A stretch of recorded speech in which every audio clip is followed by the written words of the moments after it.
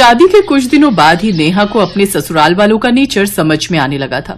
ससुराल में सास ससुर जेठ जेठानी ननद देवर, नेहा का पति और नेहा खुद। सुबह के नाश्ते से लेकर रात के खाने तक की सारी तैयारी नेहा की जेठानी वर्षा ही करती थी। एक सुबह जब वर्षा अकेली ही रसोई में नाश्ता बना रही थी, तब नेहा उसके पास गई। क्या बना रहे हो भाभी? बहुत अच्छी खुशबू आ रही है। आलू के पराठे बना रही हूँ। सबका मन था आज आलू के पराठे खाने का। मैं तुम्हें भी गर्मा गर्म नाश्ता परोस देती हूँ, तुम बाहर डाइनिंग टेबल पर सबके साथ बैठो। अरे भाभी, सबने नाश्ता कर लिया है, हम दोनों साथ में करेंगे। आप मेरा और अपना एक साथ बना लो। आओ, मैं भी आपकी मदद करती हूँ। बस हम दोनों का ही तो नाश्ता रह गया है, बाकी सबने तो शायद कर लिया है। अभी नेहा ने बोला ही था कि तभी बाहर से नेहा की सास आशा की आवाज आ जाती है। अरे वर्षा, अभी चकला बेलन समेटा तो नहीं? विक्की एक आलू का पराठा और मांग रहा है। भाभी, मेरा भी एक लास्ट पराठा बना देना। बहुत टेस्टी पराठे बनाए आज आपने। नेहा, मैंने आटा फ्रिज में रख दिया था, आलू तो बाहर ही है, जरा निकाल देना, 2 पराठे और बेल लेती हूँ। जी भाभी, ये आखिरी पेड़ा बचा है आटे का, ये भी बेल ही लेती हूँ। तभी ननद रसोई में आ जाती है। भाभी, ये आखिरी पराठा मुझे ही दे दो, पता नहीं आज आपके आलू के पराठों से पेट ही नहीं भर रहा। और बिना ये देखे कि आलू के पराठे कितने हैं, वो अपने लिए एक्स्ट्रा पराठा और लेकर चली गई। नेहा, बस थोड़ा सा वेट करना पड़ेगा तुम्हें, वैसे 2 बने हुए, तुम खाओ तो खा लो, मैं थोड़ा सा आटा और गूंथ लेती हूँ, पराठे कम पड़ गए हैं। भाभी, आलू भी तो नहीं है, एक काम करो, आलू के 2 पराठे हैं ना, आप एक खा लेना, एक मैं, बाकी 2 नमक मिर्च के बना लो। मुझे तो नमक मिर्च के पराठे अचार के साथ बहुत अच्छे लगते हैं। अब तो मैं आपके साथ ही नाश्ता करूंगी। नेहा के इतने मिलनसार नेचर को देखकर वर्षा मुस्कुरा देती है। इतनी देर में नेहा अपने और वर्षा के लिए चाय भी बना लेती है। वर्षा बहुत थकी हुई थी क्योंकि वो बहुत देर से रसोई में खड़ी होकर गर्मी में पराठे बना रही थी। ये पराठों का सिलसिला सिर्फ नाश्ते तक ही सीमित होगा, ऐसा नेहा ने सोचा था। पर नेहा के ससुराल वालों को नाश्ते के अलावा दोपहर में भी, रात में भी पराठों की एक अलग ही हुड़क रहती थी। रात को जब सब डिनर करने के लिए बैठे तो वर्षा और नेहा दोनों रसोई में खाना बना रही थी। वर्षा ने नेहा को खाना सर्व करने के लिए बोल दिया और खुद रोटी सेकने लगी। नेहा सबको रोटी सर्व कर रही थी। अरे नहीं भाभी, वर्षा भाभी को बोलना वो मेरे लिए जो नमक में अजवाइन डालकर पराठा बनाती है ना, वो लास्ट में एक बना देंगी। रोटी के बाद लास्ट में पराठा बहुत अच्छा लगता है, और उनको बोलना ऊपर थोड़ा बटर भी लगा देंगी। पराठे का तो मेरा भी बहुत मन है नेहा, वर्षा भाभी को कहना कि मेरे लिए भी एक पराठा बना देंगी। वैसे एक बात को नेहा भाभी, वर्षा भाभी के हाथ के पराठे तो हम डेली खाते हैं, एक लास्ट में पराठा अगर आपके हाथ का मुझे मिल जाए ना, मजा ही आ जाएगा। हाँ हाँ, क्यों नहीं, मैं बना देती हूँ। नेहा रसोई में जाती है और वर्षा के साथ मिलकर पराठे बनाने लगती है। लाओ, मैं दे आती हूँ। वर्षा नेहा के हाथ का बना पराठा अंजू को दे देती है। मम्मी, नेहा भाभी ने तो बहुत टेस्टी पराठा बनाया है, मजा आ गया खाकर, देखो भैया। हाँ सचमुच वर्षा भाभी, एक लास्ट पराठा मेरे लिए भी बोल दो ना, नेहा भाभी को वो मेरी भी बिल्कुल सेम ऐसे ही बना देंगी। अब तुम सब इतनी तारीफ कर रहे हो नेहा के हाथ के पराठों की, तो वर्षा नेहा को बोलो मेरे लिए भी एक पराठा बना देगी। वैसे मैं भी सारा खाना खा चुका था, पर आप सबको देखकर मेरा भी मन ललचा रहा है। वर्षा भाभी, नेहा को बोलो ना एक पराठा मेरे लिए भी बना देगी। पापा, आप खाओगे क्या? तुम सब एक लास्ट में पराठा खा रहे हो तो मैं क्यों पीछे रहूं, नई बहू के हाथ का पराठा खाने से। हाँ आज तो पूरा खाना खत्म होने के बाद भी नेहा बहू के हाथ के पराठों की दावत खा रहे हो तुम सब। वो आखिरी पराठा खत्म ही होने का नाम नहीं ले रहा था। रोजाना ही ऐसा होने लगा। जब भी रसोई में वर्षा और नेहा खाना बनाने खड़ी होती तो आखिरी पराठा बनाने की डिमांड शुरू हो जाती। एक दिन नेहा के सब्र का बांध टूट गया। नेहा और उसकी जेठानी वर्षा रसोई में व्यस्त थी। वर्षा पराठे बना रही थी, जबकि नेहा चाय और बाकी तैयारी में मदद कर रही थी। घर के सभी सदस्य डाइनिंग टेबल पर बैठे थे और एक एक कर अपनी फरमाइशें कर रहे थे। अरे बहू, एक और पराठा बना दो। हाँ भाभी, मेरे लिए भी एक और पराठा, बस ये आखिरी। नेहा सुनो, मेरा भी एक और बना दो, आखिरी बस। भाभी, मैं भी बस एक और लूंगा लास्ट। जब सबके लिए बना ही रही हो तो अशोक, तू भी एक पराठा खा ले। वैसे तो मेरे पेट में बिल्कुल भी जगह नहीं है, अब तुम कह रही हो माँ, तो तुम्हारी बात कैसे टाल सकता हूँ। ठीक है, मेरे को भी एक पराठा बना ही दो। सब लोग अपने अपने आखिरी पराठे की मांग कर रहे थे।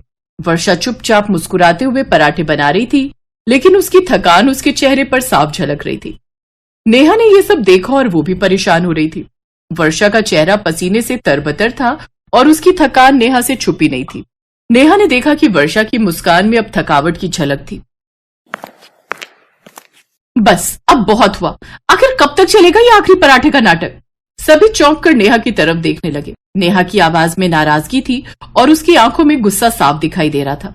माँ जी, मैं समझती हूँ कि आप सबको गर्मा गर्म पराठे चाहिए, लेकिन आपको लगता है कि ये बस एक पराठा बनाना है। आपके लिए तो एक और आखिरी पराठा मांगना आसान है, लेकिन जो बना रहा है उसके बारे में तो सोचिए।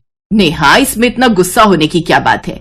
एक पराठे की ही तो बात थी, इसमें इतनी बड़ी क्या बात हो गई जो तुम बात का बतंगड़ बना रही हो। बात एक पराठे की नहीं है माँ जी, ये आखिरी पराठा कभी खत्म ही नहीं होता। हर बार जब एक आखिरी पराठा बनाने की मांग की जाती है तो वो बनाने वाले की मेहनत को भी तो देखना चाहिए। एक दिन की बात होती तो ठीक था, लेकिन ये रोज रोज का सिलसिला है। अरे भाभी, आप इतनी छोटी सी बात पर इतना क्यों परेशान हो रही हैं? छोटी सी बात अंजू, तुम्हारे लिए ये छोटी सी बात हो सकती है, लेकिन जो रसोई में खड़ा होकर गैस के सामने गरम गरम पराठे बना रहा है उसके लिए ये थकावट और परेशानी की बात है।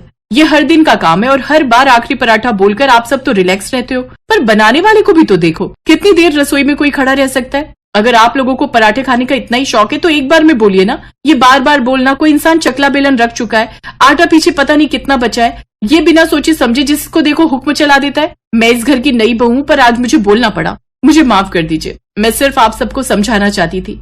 हम सबको मिलकर एक दूसरे का सपोर्ट करना चाहिए, एक दूसरे का साथ देना चाहिए, तभी परिवार में प्यार और एकता रहती है। बहू, तुम सही कह रही हो, हम कभी इस नजरिए से सोच ही नहीं पाए। तुम्हारी बात सही है, हमें अपनी आदतें बदलनी होंगी। हमारी छोटी छोटी आदतें भी अपनों के लिए परेशानी का कारण बन सकती हैं। चिंता मत करो बहू, अब रोटी पराठे जो भी हैं सब एक साथ बनेंगे। बार बार कोई तवा रखने के लिए नहीं बोलेगा। बेचारी वर्षा बहू और नेहा बहू दोनों गर्मी में खड़े होकर रसोई में लगी रहती हैं और एक हम हैं, यहाँ डाइनिंग टेबल पर बैठ जाते हैं बस और हुक्म चलाते रहते हैं। अब वर्षा बहू और नेहा बहू भी हमारे साथ ही खाना खाएंगी। हम सब मिलकर एक साथ खाना खाएंगे। सबने बात को समझा और हाँ में हाँ मिलाई। अगली सुबह नाश्ते पर सब एक साथ डाइनिंग टेबल पर बैठे थे, पर इस बार वर्षा और नेहा भी साथ में ही नाश्ता करने के लिए बैठी थी। वर्षा भाभी, वो आखिरी पराठा मिलेगा क्या? विक्की भैया, वो पराठा मैं खाऊंगी। रोटी के डिब्बे में रखे आखिरी पराठे के अब कितने टुकड़े हुए थे, ये तो डाइनिंग टेबल पर सबकी हंसी ही बता रही थी। सब मिलकर खूबसूरती से हंसते हैं। उस दिन वो आखिरी पराठा सबके हिस्से में आता है, जिससे पूरे परिवार में खुशी का माहौल बन जाता है।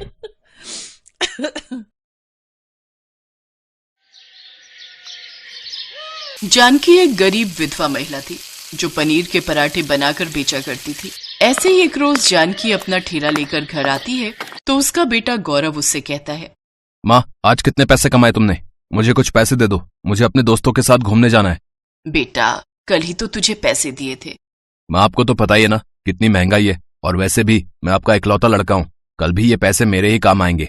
बेटा, मुझे अभी तेरी शादी के लिए भी पैसे रखने हैं। वो मैं नहीं जानता। एक तो आपने वैसे भी मेरे दोस्तों में मेरी बेइज्जती करवा रखी है। आपको पता है, सब मुझे गरीब पनीर पराठे वाली का बेटा बोलकर कितना चिढ़ाते हैं।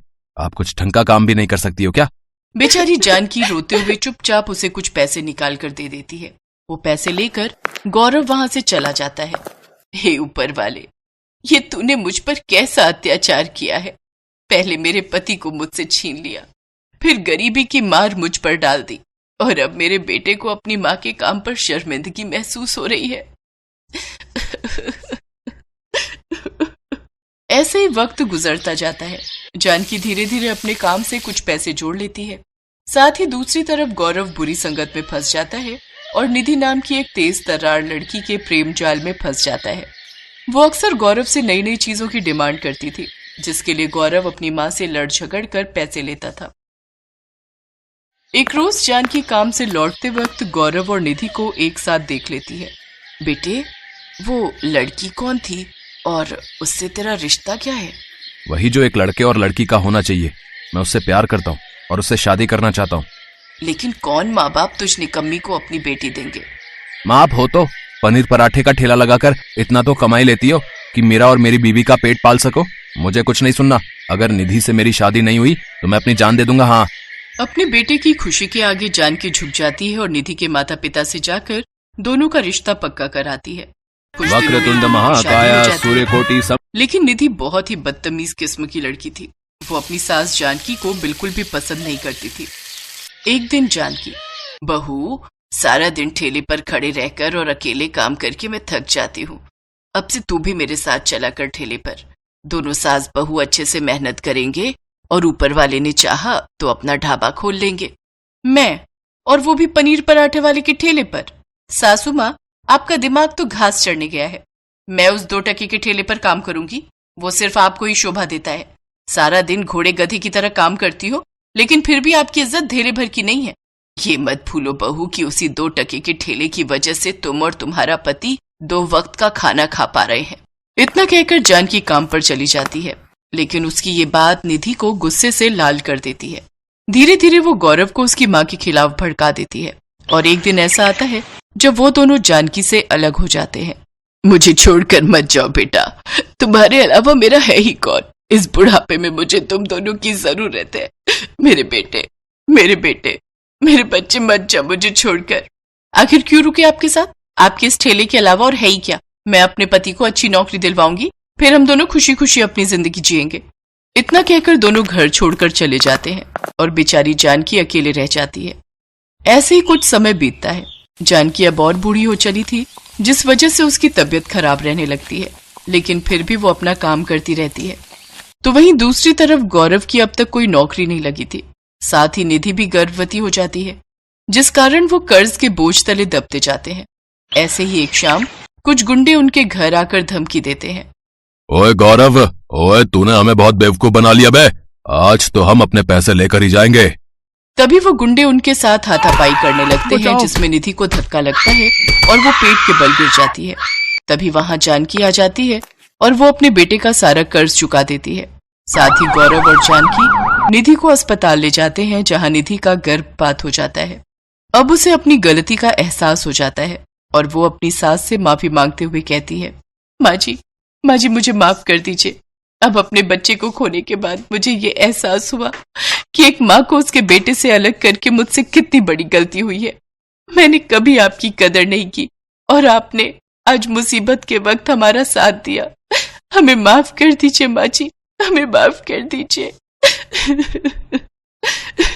तुम दोनों को अपनी गलती का एहसास हो गया, बस यही काफी है बेटा। काम कोई भी छोटा या बड़ा नहीं होता, काम बस इज्जत से करना चाहिए। इसके बाद गौरव और निधि फिर से जानकी के साथ रहने लगते हैं। जानकी ने गौरव को बढ़िया से पनीर के पराठे बनाना सिखा दिया।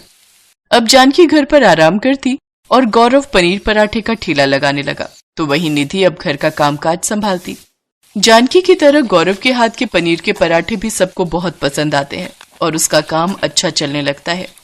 कुछ समय बाद गौरव खुद का ढाबा खोल लेता है, जिसका नाम वो गरीब पनीर पराठे वाली रखता है, जिससे उसकी अच्छी कमाई होने लगती है।